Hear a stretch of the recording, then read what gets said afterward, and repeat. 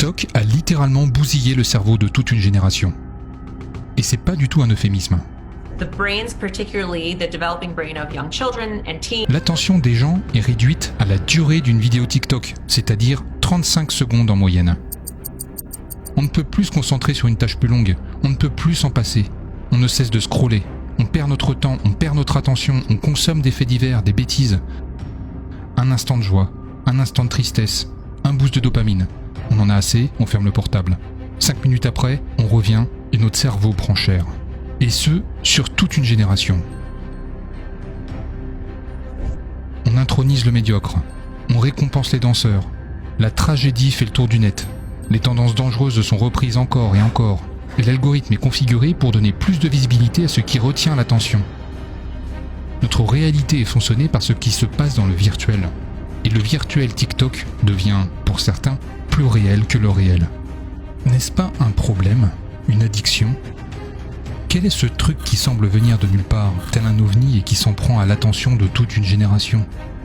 TikTok a-t-il réellement bousillé le cerveau de toute une génération ? Ou a-t-il simplement amplifié et accéléré l'endommagement du cerveau de toute une génération ? L'addiction. Dans le monde de TikTok, le temps se déforme et se plie à la volonté de la plateforme. 1 minute dans notre réalité se transforme en 5 minutes dans l'univers TikTok. Une distorsion temporelle alimentée par un flux incessant de contenu. Les ingénieurs chez TikTok, que certains qualifient de véritables sorciers du numérique, ont conçu un des algorithmes les plus puissants et le plus dangereux. Cet algorithme, tel un tailleur de haute couture, confectionne une expérience sur mesure pour chaque utilisateur, personnalise le contenu pour chacun pour, au final, créer une expérience addictive. Les adolescents, vulnérables et influençables, ont été les premières victimes de cette addiction.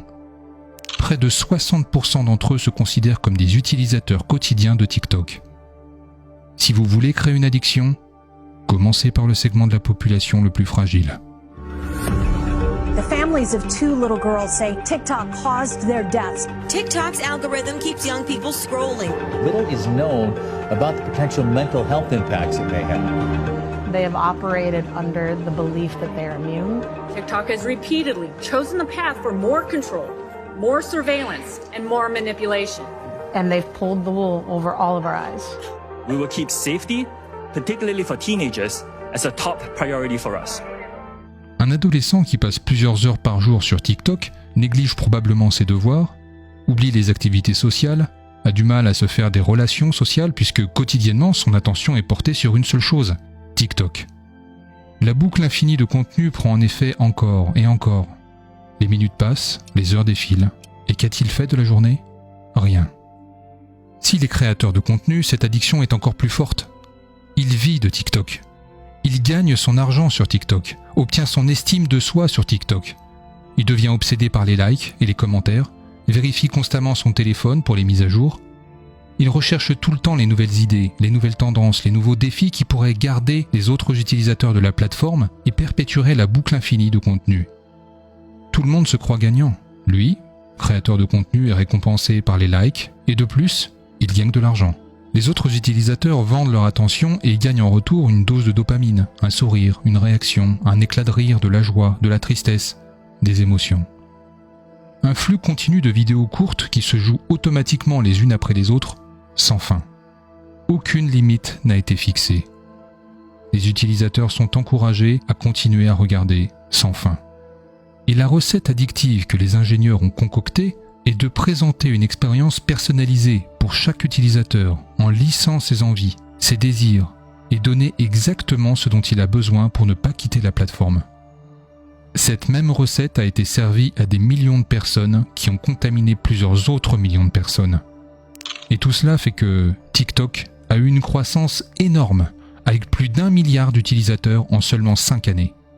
Je parlais avec mon neveu qui utilise tout le temps TikTok, et il me disait « À chaque fois que je prévois de passer quelques minutes sur TikTok, je me retrouve à regarder des vidéos pendant des heures et des heures. » Il est pris dans la boucle infinie de contenu.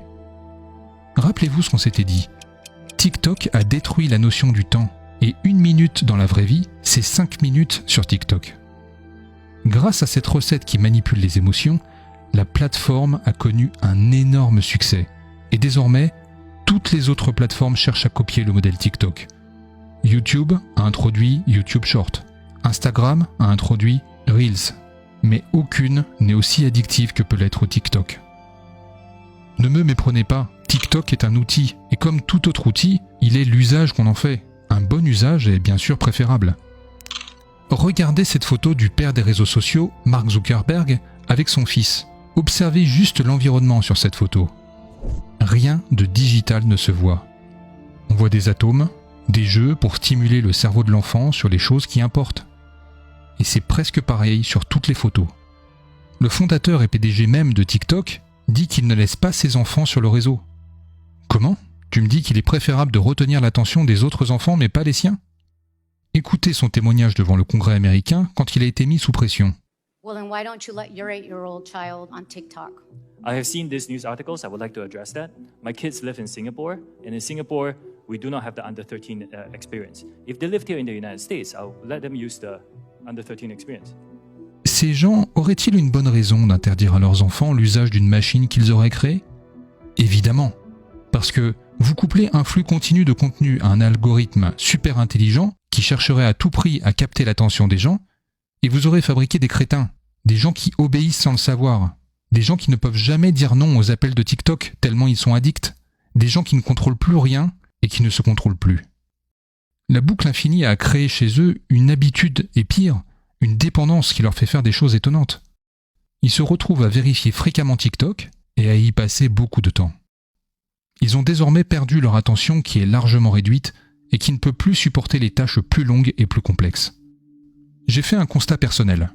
À chaque fois que je demande à mon neveu de faire telle chose, il l'oublie complètement, juste 5 minutes après. Dites à un utilisateur quotidien d'exécuter une tâche qui serait longue et complexe, et vous verrez l'expression de son visage remplie de peine. Mais en Chine, TikTok, c'est tout autre chose.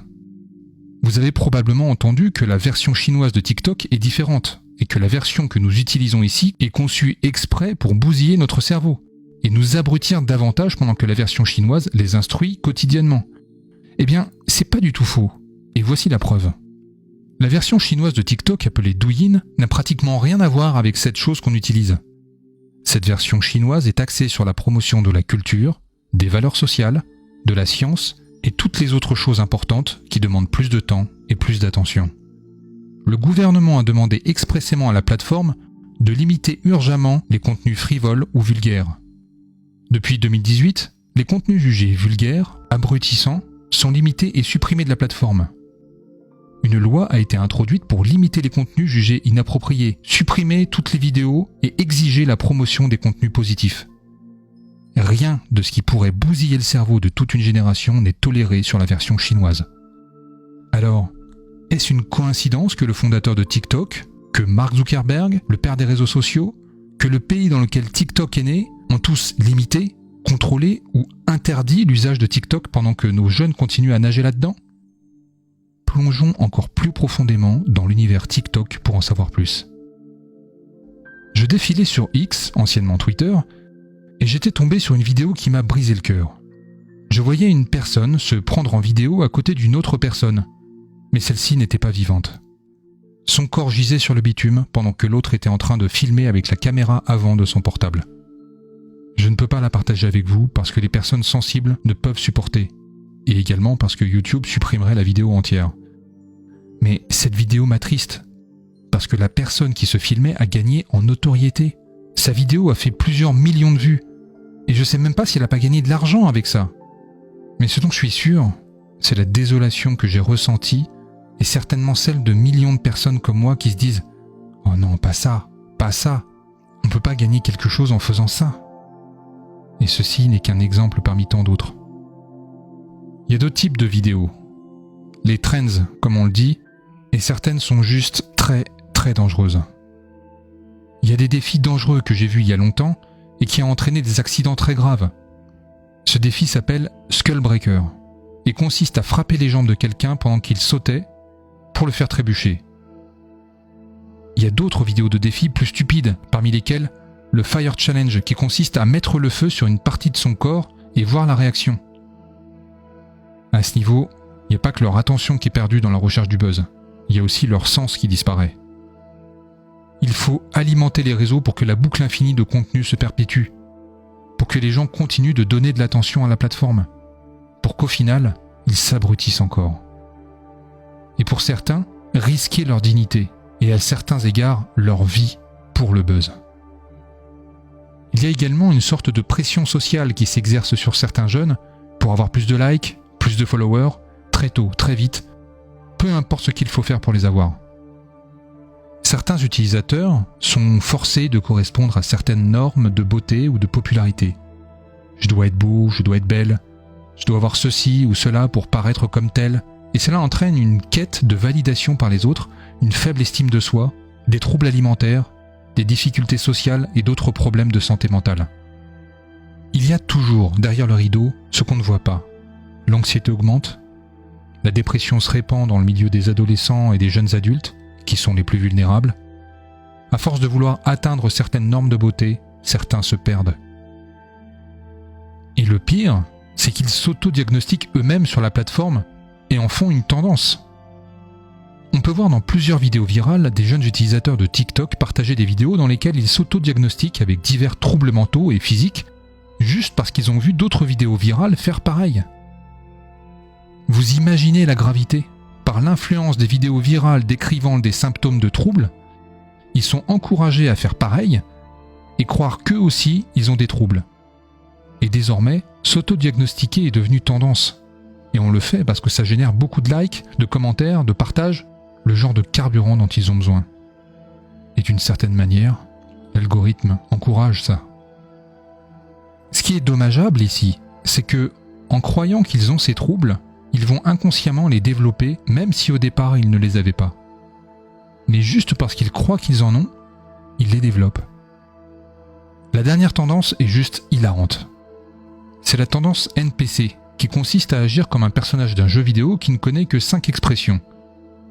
Et ceux qui font ça sont récompensés par des milliers d'euros par jour. Regardez. I'm taking these shoes. Ice cream so good. Yes, yes, yes, yes, yes, yes. Ice cream so good.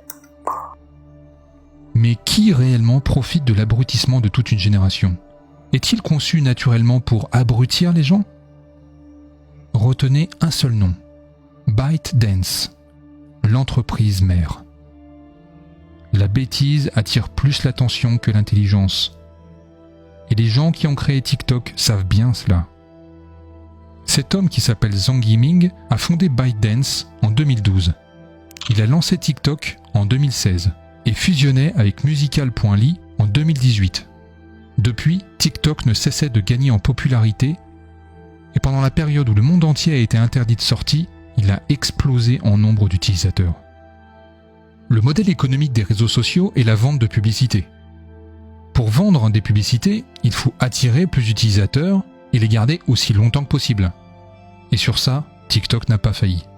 Car ces ingénieurs ont développé l'algorithme le plus malicieux qui fait perdurer la boucle infinie de contenu. C'est pour cette raison que beaucoup de pays voudront l'interdire. Pourquoi est-ce vraiment important de se protéger face à cela ? Un de mes mentors en développement personnel disait que l'homme est son cerveau. Et son cerveau, c'est comme une usine mentale. Imaginez, si vous déversez quotidiennement dans cette usine mentale une tonne de sottises, pouvez-vous en sortir avec une vie riche et dynamique ? C'est impossible. Si vous croyez que c'est possible, essayez de faire un gâteau avec du ciment.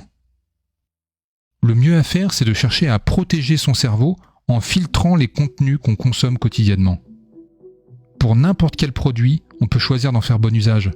C'est peut-être dur à faire, mais la récompense est meilleure. TikTok n'est pas du tout une exception. Des milliers de personnes font la promotion de contenus qui redressent l'attention. Et ça donne de l'espoir. Les cerveaux peuvent encore être reprogrammés. Or, demandez-lui, est-ce que l'argent doit être une réserve de valeur ? Est-ce l'une de ses fonctions ? Et s'il vous répond que oui, alors demandez-leur, y a-t-il de l'inflation en ce moment ? Et s'ils répondent oui, alors demandez-leur, ces deux choses ne sont-elles pas mutuellement exclusives ? Parce que si la monnaie stocke de la valeur, comment se fait-il que les prix augmentent et qu'elle achète moins le jour suivant, l'année suivante ? Et la façon dont la monnaie est empruntée pour exister, je parle bien des monnaies fiduciaires nationales, c'est qu'elles doivent perdre de la valeur. il n'est pas possible pour elles de maintenir leur pouvoir d'achat sur de longues périodes de temps. Et c'est juste une fonction mathématique derrière le fait d'emprunter de la monnaie et de promettre de la rembourser avec des intérêts. Alors que la monnaie